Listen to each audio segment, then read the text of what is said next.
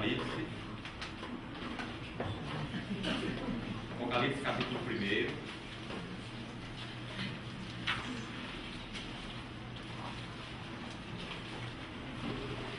A partir do versículo 9. Apocalipse 1:9.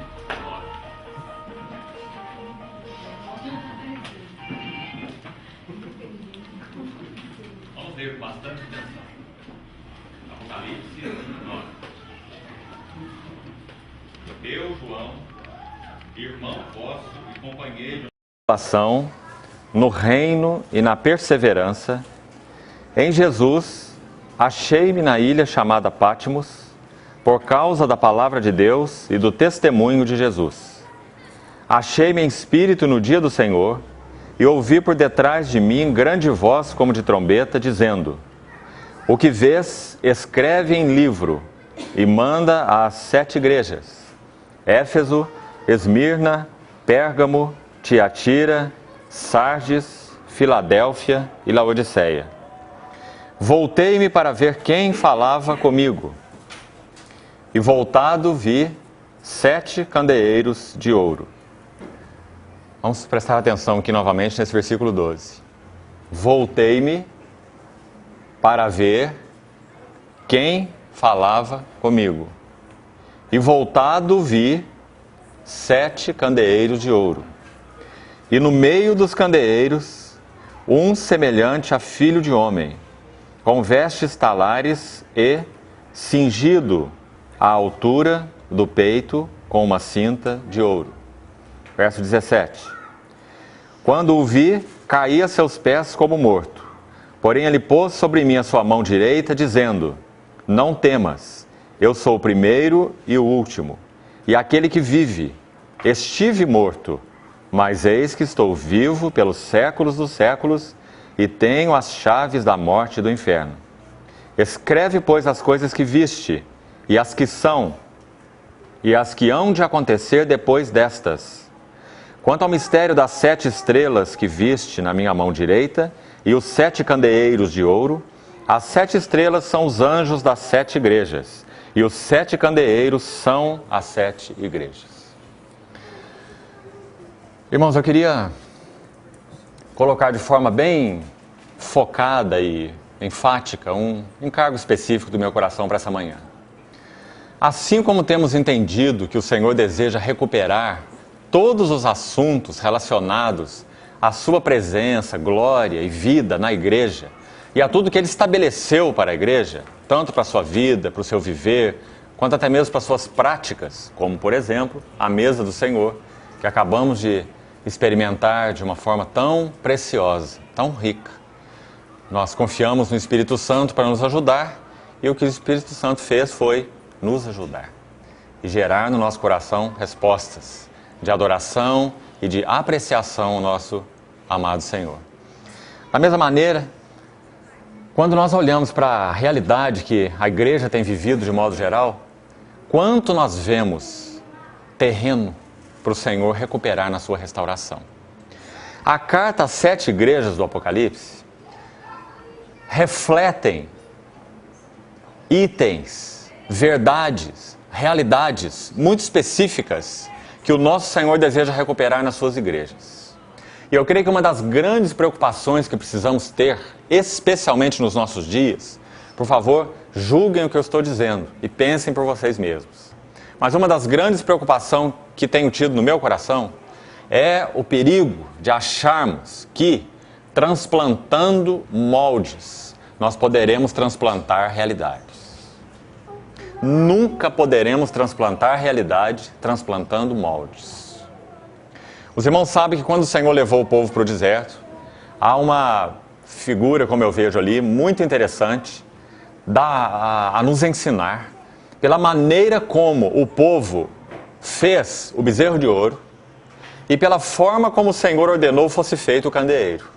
Qual o assunto aqui em Apocalipse 2 e 3? Os 7 candeeiros de ouro. Então, quando nós vemos a forma como os candeeiros foram feitos e a forma como o bezerro de ouro foi feito, nós sabemos qual a diferença entre a realidade da vida da igreja e a imitação do diabo.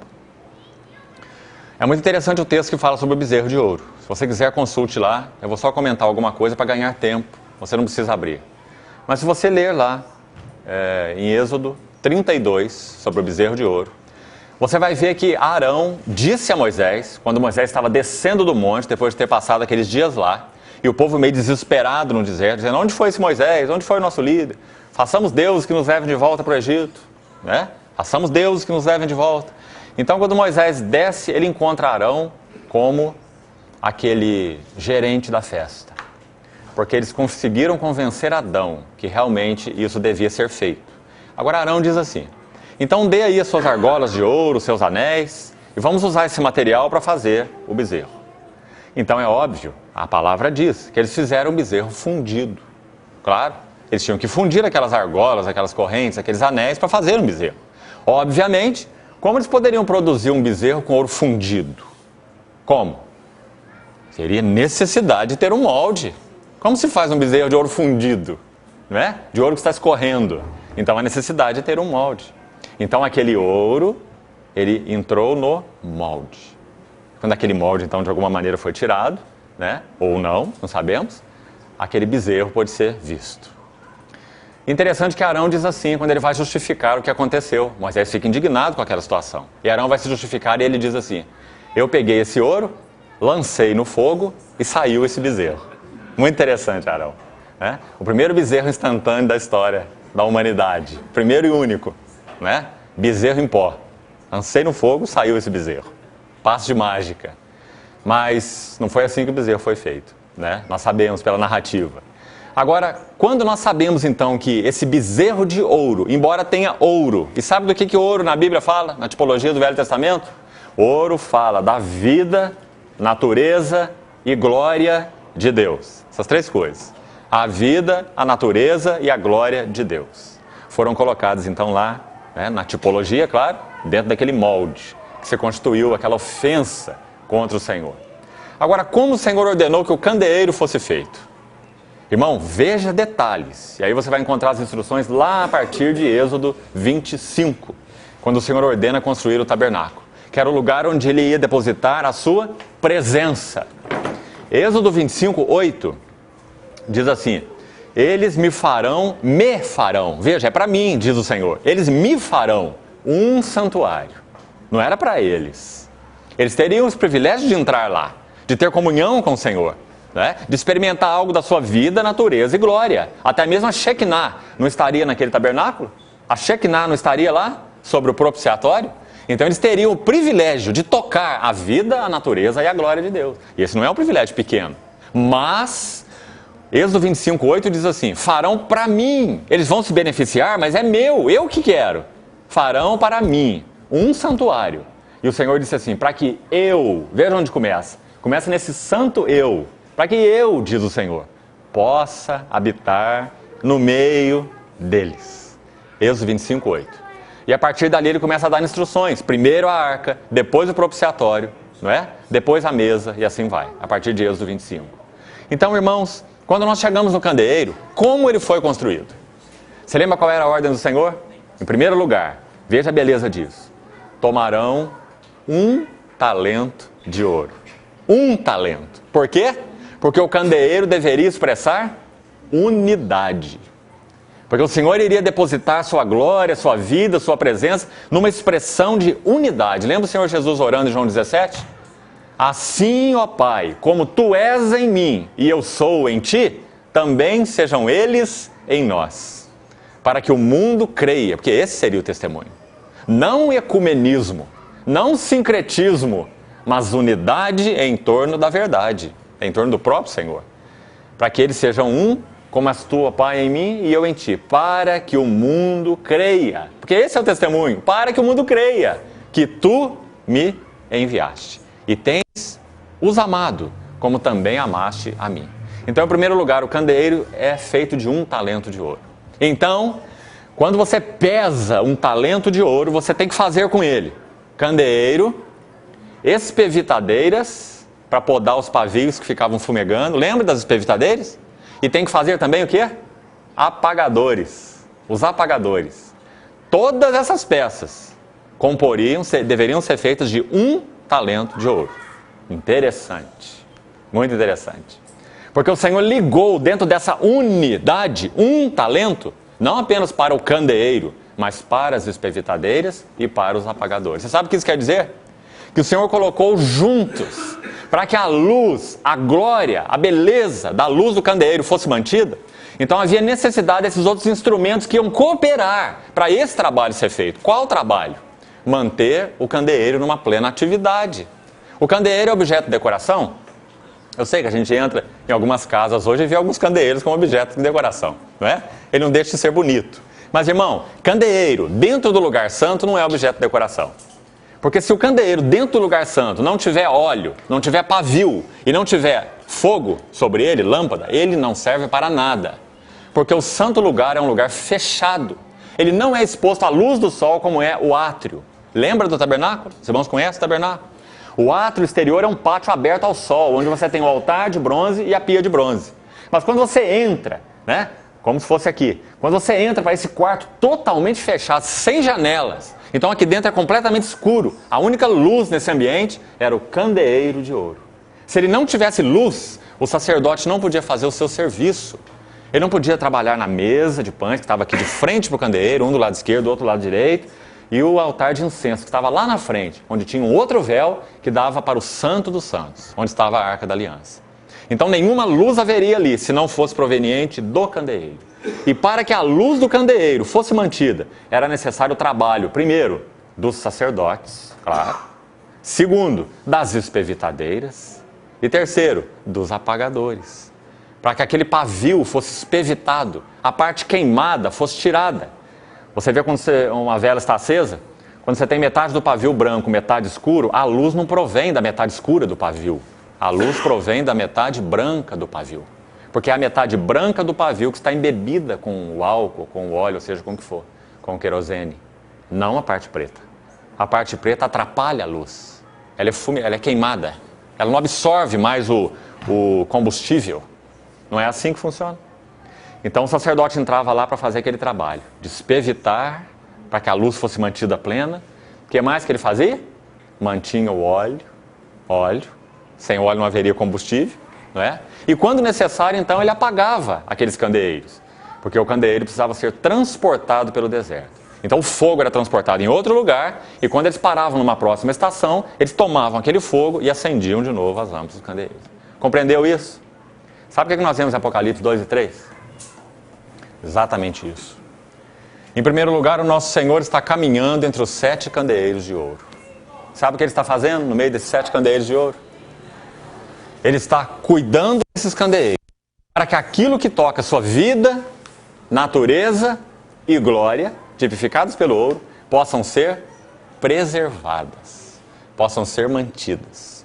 Então eu queria extrair para os irmãos uma palavra para cada uma das 7 igrejas, com a finalidade de que nós vejamos, através dessas 7 palavras, quais são as realidades, ou a realidade espiritual, que o Senhor deseja manter na sua igreja. Então coloca as 7 juntas, os 7 candeeiros juntos, porque é o que é descrito no capítulo 1. Ele passeia no meio dos 7 candeeiros de ouro, não é? O Senhor explicou esse mistério aí no versículo 20. As 7 estrelas são os anjos das 7 igrejas, não é? E os candeeiros são as 7 igrejas. E o Senhor então passeava, é assim que João descreve, andava no meio dos 7 candeeiros de ouro. Para quê? Vamos repetir. Para manter plena a luz do candeeiro. Para aquilo que toca a vida, natureza e glória de Deus, pudessem ser mantidas plenas e claras na vida das suas igrejas, que não são objetos de ornamento, mas são objetos de testemunho.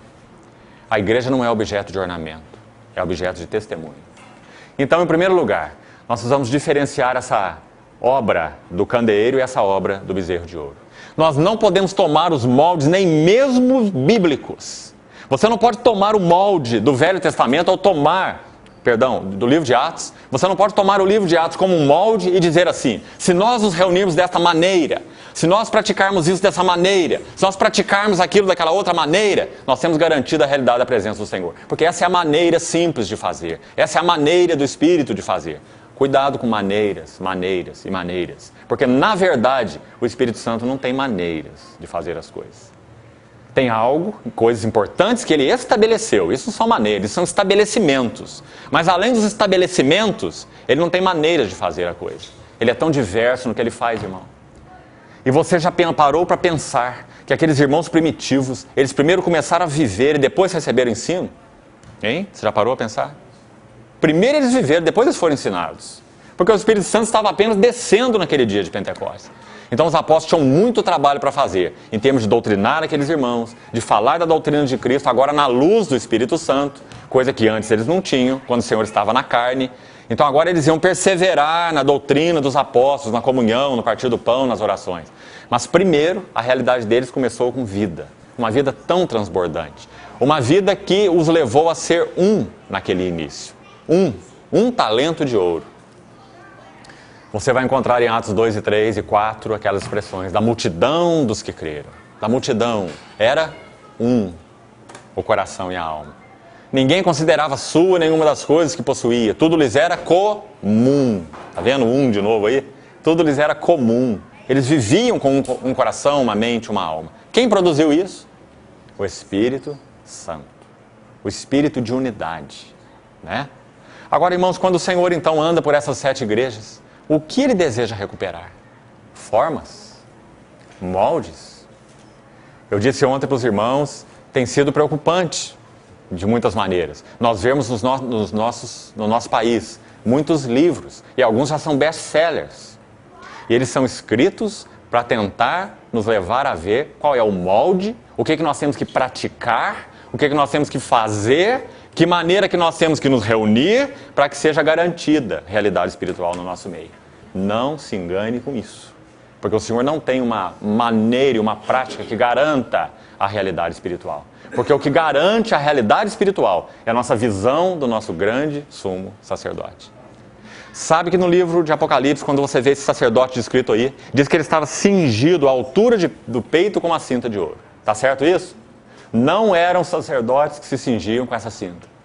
Eles tinham apenas aquela túnica. Quem se cingia com cinta de ouro à altura do peito era apenas o sumo sacerdote. Só você consultar o livro de Levítico, capítulo 8, você vai ver.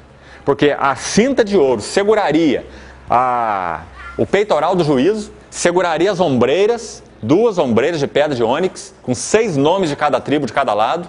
Então, aquilo era pesado.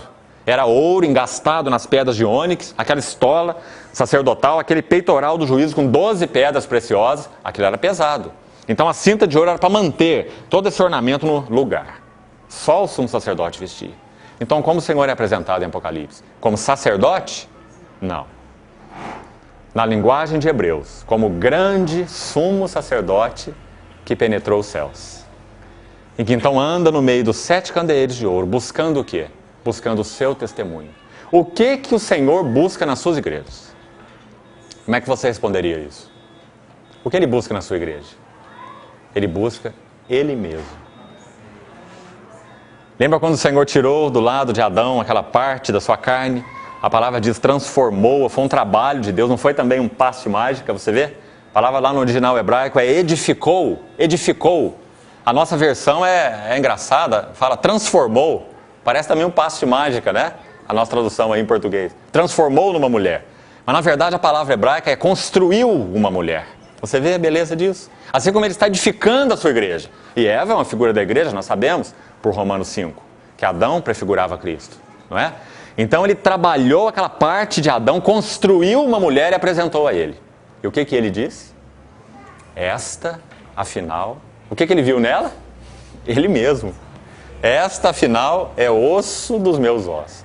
Osso, interior. Está dizendo, ela tem minha realidade, ela tem meu conteúdo. Osso dos meus ossos. Ela pode ter comunhão comigo, né? Porque Adão não era um orangotango vestido de homem. Ele não tinha natureza de orangotango, ele tinha natureza de homem. Então, quando ele olhou para aquela mulher, ele viu que tinha a mesma natureza. Por isso ele falou osso. Osso dos meus ossos. Ele também viu que tinha a mesma expressão externa. Então ele disse, é carne da minha carne. Você vê que beleza isso? Então é a realidade interior e a expressão exterior. Então quando Adão viu a si mesmo nela, ele diz, esta, afinal. É isso que o Senhor busca na sua igreja, irmão. Ele não busca nada, ele não busca ninguém, ele não busca coisa alguma de nós. Ele busca na igreja a si próprio, a si mesmo. E tudo que ele está fazendo em nós é para formar-se a si mesmo em nós. Será que nós já recebemos um veredito de Deus com relação a isso? Aquele veredito que diz assim: o que é nascido da carne é carne. A carne, nada, João 6,63. O Espírito é o que vivifica. A carne, para nada. Será que nós já recebemos esse veredito? Para nada aproveita. Sabe o que nós podemos fazer na nossa relação com o Senhor? Nada, senão oferecer a Ele Cristo. O mesmo Cristo que tem sido dado a nós. O Cristo que tem sido conhecido por nós. Ele vem e ele volta para Deus em adoração, em ações de graça. Não é? É isso que o Senhor quer produzir na sua igreja. É impossível edificar a igreja com qualquer coisa que haja em nós. Porque não há material originário em nós que possa ser agradável ao Senhor, ou que Ele use para a edificação da igreja. Percebe o quanto isso é importante, irmão? Percebe por que é tão importante conhecer a Cristo? Aquelas palavras de Paulo em Filipenses, lembra? Sublimidade do conhecimento dele. Quero ser achado nele, não tendo justiça própria. Lembra aquelas palavras? Para o conhecer, conhecer o poder da sua ressurreição. Você vê que tudo fala de Cristo. Paulo não fala assim, eu era um homem espetacular. E ele era, não era? Ele era um homem espetacular. Muito provavelmente Paulo fosse um homem muito além da média em termos de inteligência natural. Ele falava 3 línguas fluentemente. Ele era um homem profundamente educado. Naquela escola de Gamaliel, uma escola ortodoxa, uma escola de sábios, naturalmente falando. Ele olha para isso depois de conhecer o Senhor e diz: tudo isso considero como um esterco, lixo inútil, para ganhar a Cristo e ser achado nele. Você acha que Paulo está exagerando? Paulo compreendeu que o único material para edificar a igreja é Cristo mesmo. E Cristo tem que ser formado em nós. Cristo tem que ser conhecido por nós. Por isso que ele disse em Filipenses 3, considero tudo um lixo para o conhecer. E nós podíamos perguntar para ele, mas Paulo, você já está até preso por causa desse Senhor que você conhece. Como é que agora você diz que ora para conhecer a Ele? Você já não conhece bem a Ele? Você já não conhece o suficiente dele? O que ele escreveu nos Efésios? Que as riquezas de Cristo são insondáveis, inescrutáveis. Então ele diz, é sublime o seu conhecimento, não é? E ele viu que assim a igreja era edificada. Então primeiro considere essa diferença entre o bezerro de ouro feito em molde. É ouro? Ah, sim. Tem uma aparência de sabedoria ali. Tem algo que pode imitar a vida, a natureza e a glória de Deus ali. Mas é bezerro de ouro. Foi feito em molde.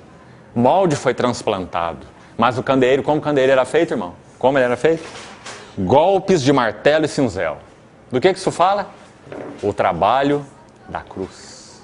A igreja não pode ser formada, a não ser que nós enfiemos o nosso pescoço no jugo de Cristo. Mateus 11, tomai meu jugo, aprendei de mim. Porque eu sou, ele diz, não nós não somos. Eu sou manso e humilde de coração. E achareis descanso para as nossas almas. Agora é claro que esse aprendizado é voluntário. Ninguém vai enfiar teu pescoço lá. Você tem que colocá-lo. Porque conhece esse Senhor que está então do outro lado. Então sem o trabalho do martelo e do cinzel, o candeeiro não pode ser formado. Sabe como Cristo edifica a sua igreja? Através do trabalho do martelo e do cinzel. Sua vida tem sido trabalhada pelo martelo e pelo cinzel? Pedro, quando olha para isso, ele diz assim, amados, não estranheis o fogo ardente que surge no meio de vós, destinado a provar-vos, como se fosse uma coisa extraordinária que vos estivesse acontecendo. Pedro falou, vocês é que estão com a mente errada. Isso não é extraordinário, isso é ordinário. Ou seja, faz parte da vida cristã, não é? Então considere esse custo, Pedro diz. Não estranheis o fogo ardente. Ele diz assim, pelo contrário, alegrai-vos, porque é a medida em que sois participantes do quê? Dos sofrimentos de Cristo.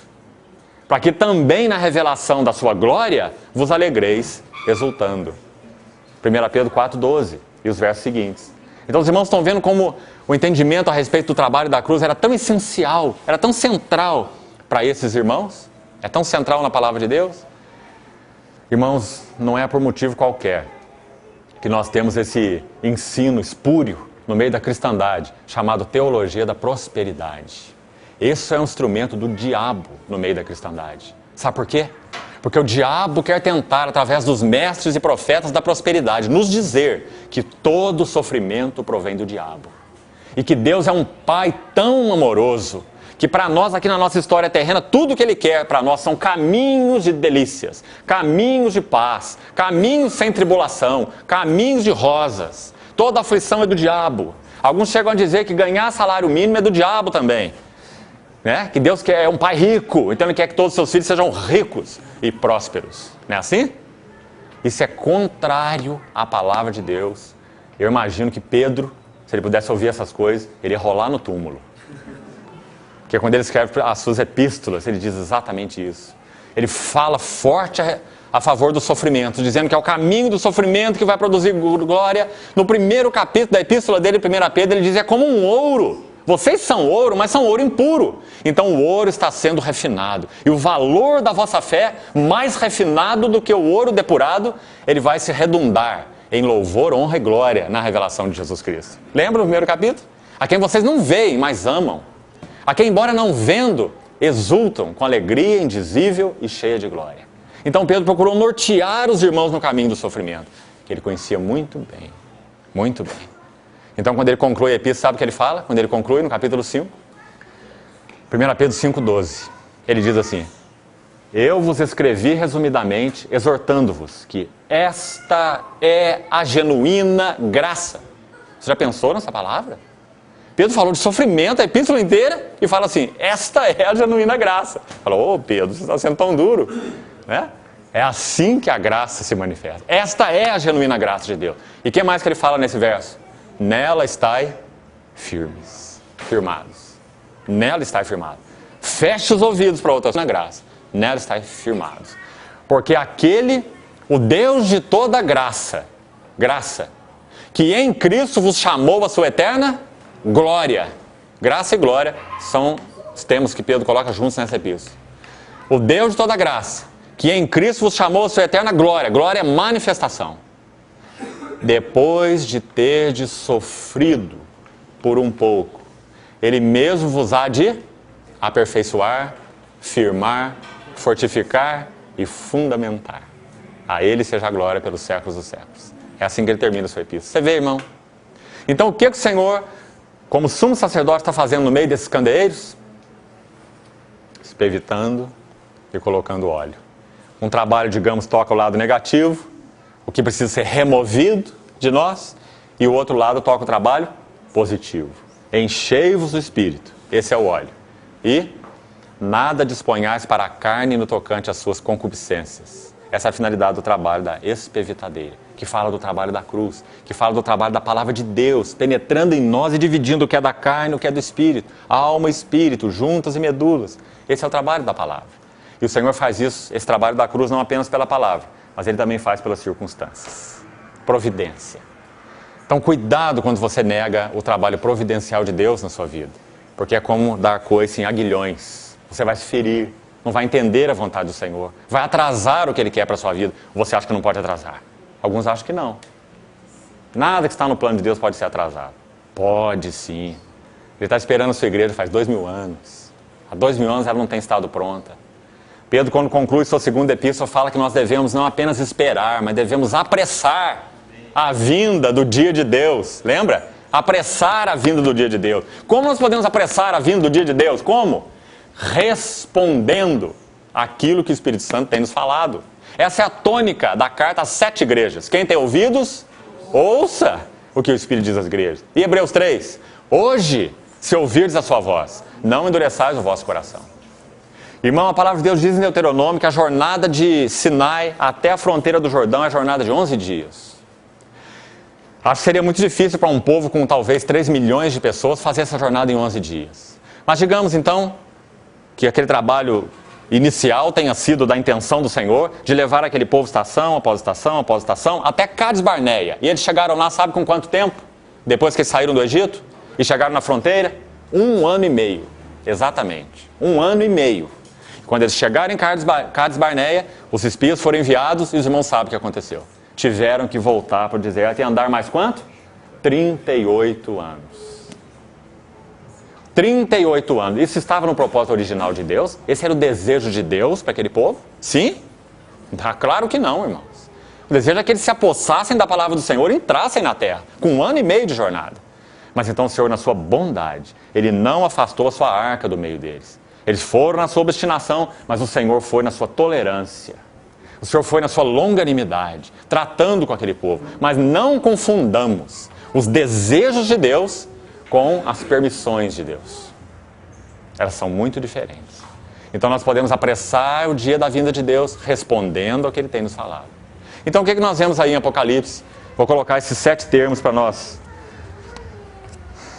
meditarmos um pouco.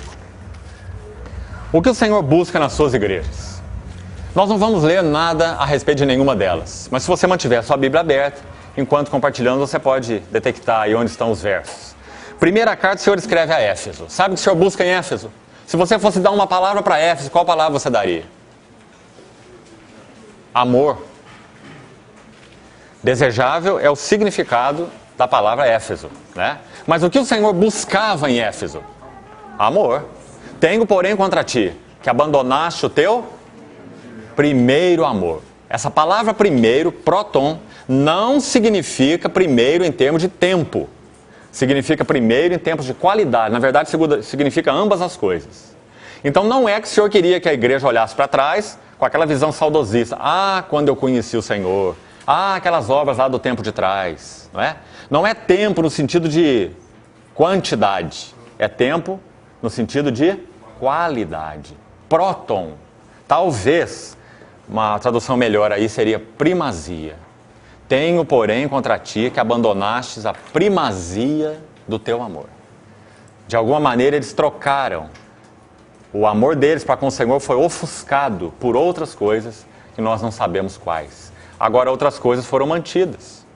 E o Senhor não deixou de nominá-las. Elas eram importantes.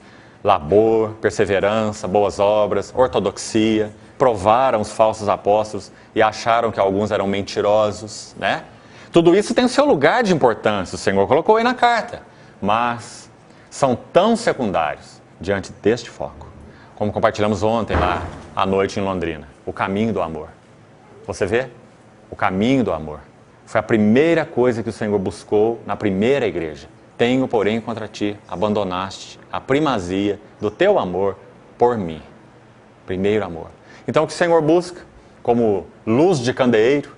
O que reflete sua vida, natureza e glória em primeiro lugar e que Ele quer na sua igreja? Amor. Que nós amemos a Ele e que nós nos amemos uns aos outros, como compartilhamos ontem.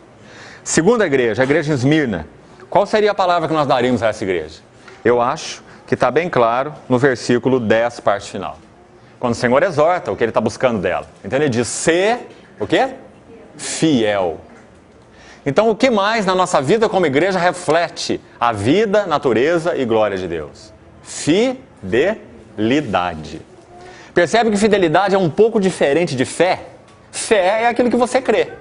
Fidelidade é você manter na prática, na experiência, na confissão, na conduta, aquilo que você crê. Você é fiel à fidelidade.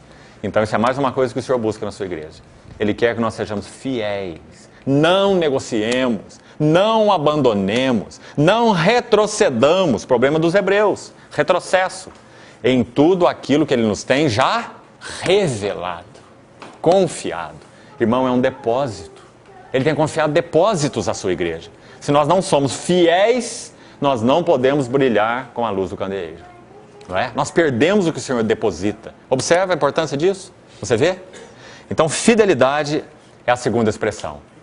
Não perca de vista que tudo isso toca o testemunho do Senhor entre nós. Nós vamos colocar 7 palavras. Se você juntar as 7, você vai ver que são necessidades essenciais de que a igreja mantenha para que a vida, natureza e glória do testemunho do Senhor seja mantido entre nós. Então, primeiro lugar acima de tudo, amor.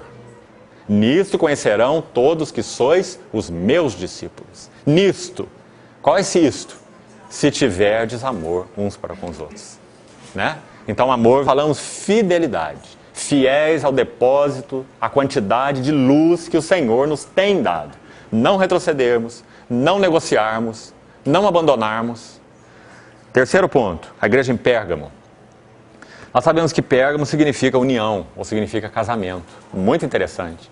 Quando o Senhor se apresenta a essa igreja, não é à toa que ele se apresenta como aquele que tem a espada afiada de 2 gumes. Porque Pérgamo significa que algo foi casado, algo foi unido. E aqui no caso significa a união entre a igreja e o mundo, né? A igreja mundanizada. Então o Senhor se apresenta a ela como tendo uma espada afiada de 2 gumes na sua boca. Lembra o que Hebreus fala sobre essa espada? A palavra de Deus é viva e eficaz, e mais afiada que qualquer espada de 2 gumes. Livro de Hebreus. E penetra até o ponto de dividir alma e espírito, juntas e medulas. Então o Senhor se apresenta a essa igreja dizendo: a minha palavra é uma espada afiada que vai dividir, separar no meio de vocês o que tem que ser separado. O que tinha que ser separado em Pérgamo? A igreja e o mundo. Irmãos, nós temos sofrido muito com esse assunto. Muito com esse assunto. Nós, como igreja, temos importado conceitos do mundo. Quer um exemplo? Psicologia. Psicologia. Métodos psicológicos. Isso é mundo que tem sido trazido para dentro da vida da igreja. Pastores e mais pastores no nosso país têm recebido convites para fazer treinamentos com psicólogos. Treinamentos de oratória, de eloquência, de métodos de manipulação de massa e coisas desse tipo, né? E não é o mundo para o mundo, é um mundo para aqueles, pelo menos, que professam ser os servos do Senhor. Os servos do Senhor, os representantes do Senhor no nosso país. O Senhor deseja separar o mundo da igreja em todos os aspectos. Querem outro exemplo? Música. Música. Muito da nossa música tem sido importada do mundo. Quando nós vemos algumas formas de reunir e não estamos aqui de forma nenhuma criticando irmãos são irmãos, nós devemos amar e servir os irmãos, independente de quem eles são e onde eles estão. Nós não estamos falando de irmãos, nós estamos falando de formas. Então, muitas vezes, você vê aqueles palcos, verdadeiros palcos, plataformas, são mais altos, montados na frente, com a banda toda lá na frente, né? Porque é um show que vai ser dado, né? É show mais reunião, é show mais palavra de Deus, né? Então, irmãos, isso não é do agrado do Senhor.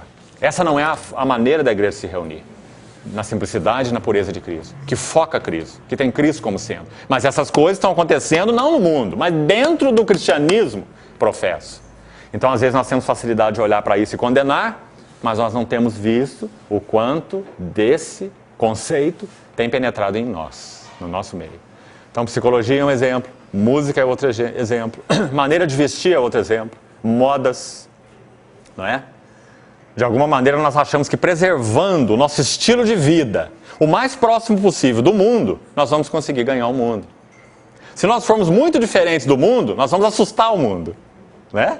Nós precisamos atrair o mundo, que nem um anzol dentro da isca, né? Não é esse o propósito de Deus. Sabe, irmão, quando o Senhor foi lidar com Sodoma e Gomorra, Ló, que inicialmente tinha saído com Abraão, Ló estava lá dentro de Sodoma e Gomorra. Olha onde Ló foi cair. Sabe que era a intenção de Deus que Ló fosse para lá? Não. Quando Abraão falou para ele: escolhe para onde você quer ir. Nós temos muito gado, muitos pastores, e eles estão brigando.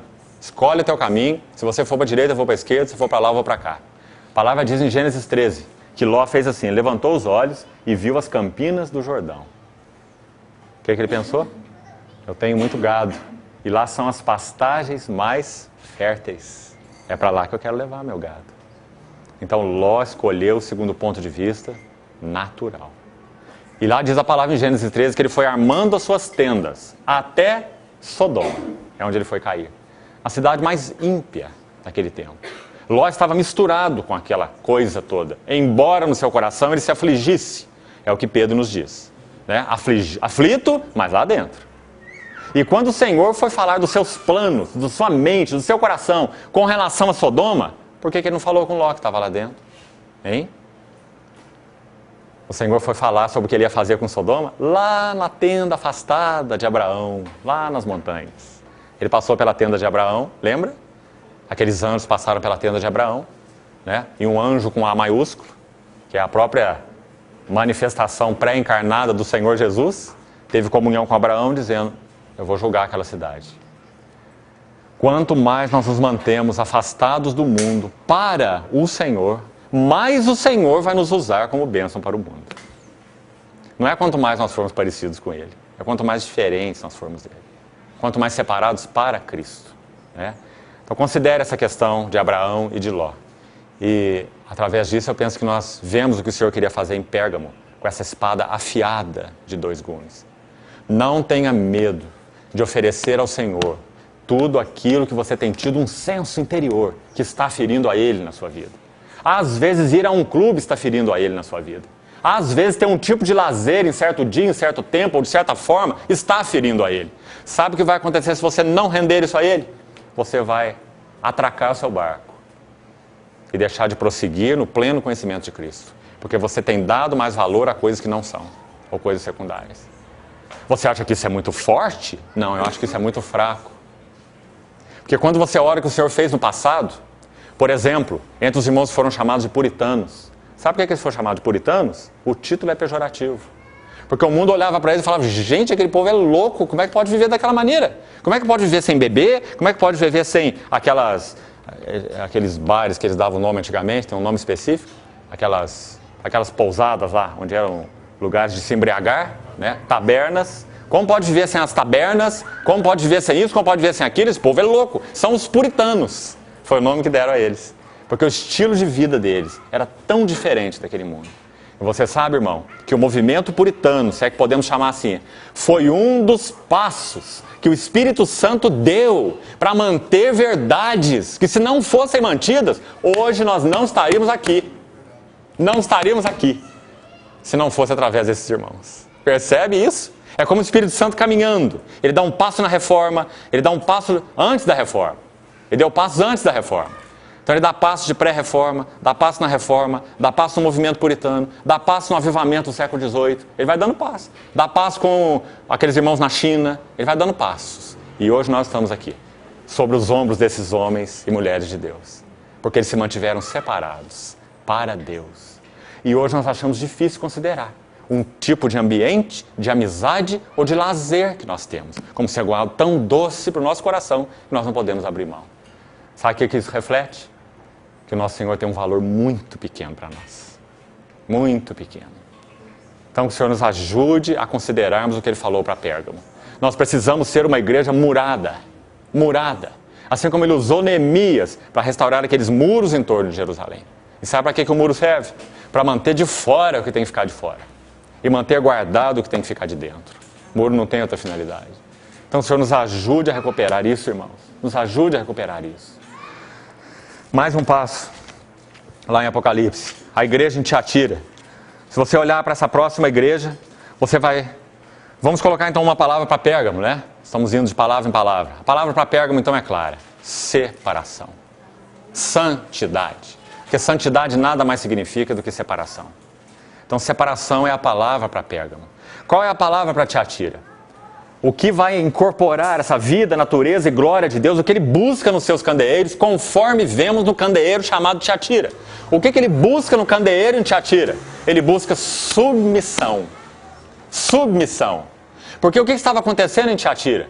Em Tiatira eles tinham aquele ensino da mulher, que então levava muitos à corrupção.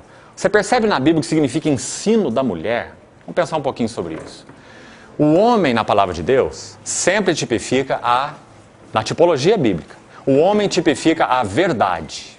E a mulher tipifica a experiência. Pensa sobre isso. Quando o Senhor criou o homem e a mulher, o homem tipifica a verdade.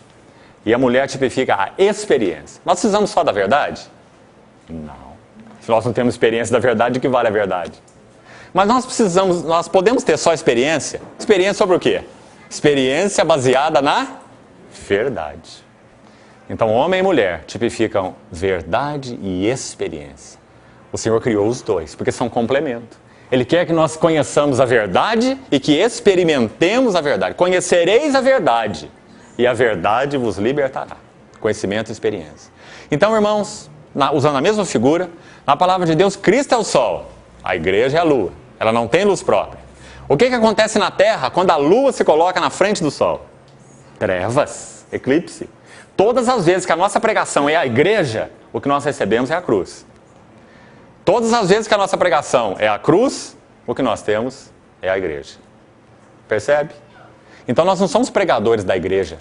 vem para a nossa igreja. Quando eu conheci a igreja, a minha vida foi transformada. A igreja é isso, a igreja é aquilo. Nós não pregamos igreja, nós pregamos Cristo. Então o ensino da mulher é aquele ensino que chama atenção para si mesmo. Então o Senhor olhou para Tiatira e repreendeu aquela mulher, Jezabel, especificamente lá, e buscou nessa igreja submissão. Lembra 1 Coríntios 11?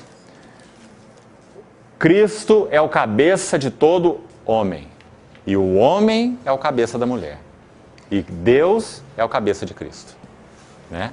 Então é isso que ele busca na vida da igreja, submissão. A igreja não tem ensino, a igreja não tem práticas que sejam dela mesmas. A igreja persevera na doutrina de Cristo.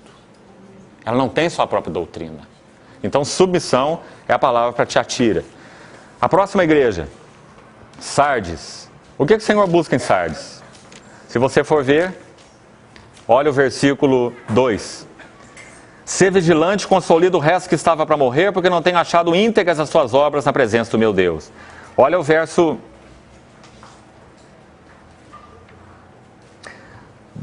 1, parte final. Conheço as tuas obras, que tens o quê? Nome de que vives, mas estás morto. Ser vigilante e consolida o resto que estava para morrer. Interessante essa exortação, né? Porque o Senhor busca na sua igreja vida. Essa é a palavra para Sardes. Eu sei que há uma forma de você abordar essas 7 igrejas, eu estou abordando no sentido literal. Você pode abordá-las, como vemos alguns irmãos fazerem, no aspecto profético, né? Que é essas 7 igrejas cobrindo a história do tempo, ou a história da igreja, né? Quem conhece, por exemplo, o trabalho do irmão Watchmani, a ortodoxia da igreja, sabe o que ele comenta lá. Ele mostra através das 7 igrejas, a igreja histórica, né? Mas não é essa a ênfase que eu estou colocando. As igrejas, em primeiro lugar, são literais. Havia uma igreja em cada uma dessas cidades, e a carta foi escrita para elas, para advertir a elas, porque elas tinham problemas específicos. O aspecto profético é um aspecto acessório. O aspecto literal é o aspecto primário. As igrejas são literais, né? Então o que o Senhor estava buscando em Sardes? Vida. Porque tens nome de que vives, mas estás morto. Vida. Você vê a importância disso, irmão? Vida. Nós conhecermos e andarmos no Senhor como nossa vida. Habitai em mim e eu habitarei em vós, porque sem mim nada podeis fazer. Isso é vida. A próxima igreja, Filadélfia. O que o Senhor busca em Filadélfia? Perseverança. Perseverança é a palavra para Filadélfia. Porque guardaste a palavra da minha perseverança, também eu te guardarei da hora da provação. Perseverança. Sem perseverança, de novo o livro de Hebreus, sem perseverança nós não podemos avançar no nosso testemunho ao Senhor. Nós não somos daqueles que retrocedem para a perdição, somos, entretanto, da fé para a conservação da alma. Hebreus capítulo 10, parte final. Correndo com perseverança a carreira que nos está proposta, olhando firmemente para Jesus, como nosso irmão Erno compartilhou esses dias lá em Londrina. Então, perseverança é a palavra para Filadélfia. Lembra o Senhor Jesus em Lucas, dizendo assim para os discípulos: é na vossa perseverança que ganhareis as vossas almas. Olha que lindo esse verso. Perseverança, ganhareis vossas almas, né? Então, perseverança é a palavra para Filadélfia. E a última igreja, Laodiceia. Qual a palavra para Laodiceia? Tu dizes: estou rico e abastado, e já tenho de tudo, e não preciso de coisa alguma. Mas nem ao menos sabes que és miserável, e pobre, e cego, e nu. Então aconselho que de mim compres, porque há um preço para experimentarmos a realidade espiritual. Irmão, se você tem tido o ensino da graça desequilibrado, cuidado, porque a graça inclui o fato de que nós fomos chamados por ela, sem mérito, para sermos introduzidos no governo. Nunca coloque graça contra governo, porque a graça visa nos introduzir, primeiro, e nos capacitar para experimentarmos o governo de Deus. Pensa sobre isso, irmão. Pensa. A graça não tem finalidade nela mesma. A graça visa nos introduzir, porque quem éramos nós? Mendigos, miseráveis, perdidos. Então nós tínhamos que ser introduzidos pela graça. Não tinha outra maneira. E mais a graça vai nos introduzir, ponto número 1. Ponto número 2. Vai nos habilitar vai nos dar suporte pela graça. A graça não é apenas introdução, não é apenas porta, é caminho. Vai nos dar suporte para o quê? Para vivermos debaixo do governo do Senhor. O povo do Egito foi tirado, o povo de Israel foi tirado do Egito pela graça. O sangue do cordeiro passado nas portas. Eles não tinham capacidade nenhuma de sair de lá. E foram introduzidos no quê? No deserto. No governo de Deus. Eles não murmuraram quando o sangue do cordeiro foi passado na porta. Eles agradeceram pelo sangue. Eles murmuraram quando o governo veio sobre eles, no deserto. Nenhum de nós murmura pela graça. Nós murmuramos pelo governo. Mas o Senhor precisa nos introduzir em caminhos de governo mais profundos. Santificai a Cristo como Senhor, não como Salvador, como Senhor nos vossos corações. 1 Pedro 3,15. Estando preparados para responder a todo aquele que vos pedir razão da esperança que está em nós. Então a graça visa nos introduzir e a graça visa nos capacitar para nós experimentarmos o governo de Deus sobre nossas vidas. Porque sem o seu governo não haverá expressão. Não haverá expressão do seu testemunho. Então a palavra para Filadélfia é realidade. Realidade espiritual. Eles estavam fazendo tudo o que deveria ser feito. Mas você se lembra muito bem. O Senhor, aquele que é a realidade espiritual. Eu sou o caminho e a realidade e a vida. O Verbo se fez carne e habitou entre nós, cheio de graça e realidade, como diz João. E onde estava essa realidade na igreja de Filadélfia? Do lado de fora da porta. A realidade estava batendo na porta. Laodiceia, perdão. A realidade estava do lado de fora de Laodiceia, batendo na porta. É lá que estava a realidade. E o que eles tinham dentro? Irrealidade. Tudo estava sendo feito, mas sem realidade espiritual. Eles podiam estar, inclusive, partindo pão, mas sem realidade espiritual. Eles podiam estar se batizando, mas sem realidade espiritual. Não é? Então, realidade espiritual é o que Laodiceia não tinha. A realidade estava de fora, batendo na porta.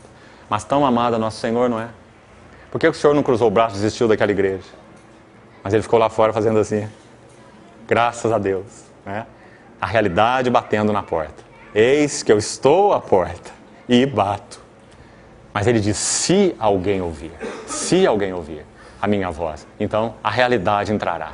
Eu entrarei e cearei com ele. E ele ceará comigo.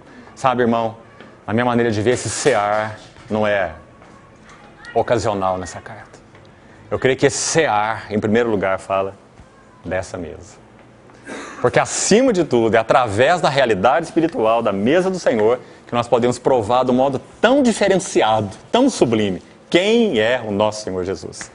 Em expressão de adoração, em expressão de ação de graças, como nós fizemos, clamando ao Espírito Santo que venha sobre nós e que nos traga a realidade espiritual da mesa. Então ele diz, eu entrarei, cearei com ele, e ele ceará comigo.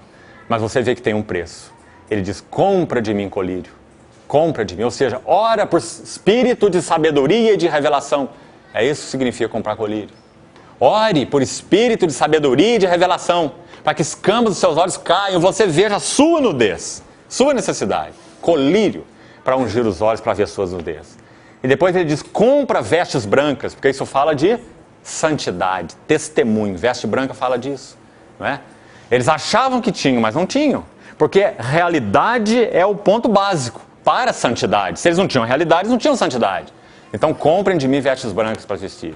E por último ele diz, comprem ouro refinado pelo fogo. Ou seja, eles deveriam pagar aquele preço diante do Senhor, para experimentar a realidade espiritual. Irmão, quero concluir então. Quem somos nós nesses dias e qual é a nossa posição? Nós queremos ser um povo que na nossa geração expressa o testemunho do Senhor? Ou nós queremos fazer um bezerro diferente? Qual é a nossa intenção? Queremos, quem sabe, fazer um bezerro de 6 patas? Qual é a nossa intenção? Que o Senhor nos chame e nós respondamos a Ele. Nos chame de uma forma mais profunda. A busca de realidade espiritual. A respeito de quem Ele é, a respeito do que a igreja é, quem nós somos, e a respeito de tudo que Ele estabeleceu na igreja. Isso é realidade espiritual. Que busquemos de todo o nosso coração essa realidade. Ela está do lado de fora da porta e deseja entrar no meio de nós. Nós chamemos o Senhor para dentro. E saibamos que iremos pagar um preço para isso. Sabe qual é o preço? Tudo. tudo que você é, tudo que você tem. Sabe qual o prêmio? Tudo. Tudo que você jamais imaginou que teria ou que pudesse alcançar. O prêmio é Ele mesmo, dando-se a nós. Porque o Senhor se coloca no exato lugar de tudo aquilo que Ele leva à morte nas nossas vidas. Tudo que Ele leva à morte, Ele se põe no lugar. É assim que Ele nos priva. Maneira maravilhosa de ser privado, né? Ele tira aquilo que parece tão doce para nós e Ele se põe no lugar daquilo, né? Para que nós vejamos e experimentemos quem Ele é. O Senhor nos ajude nisso, irmãos. Amém.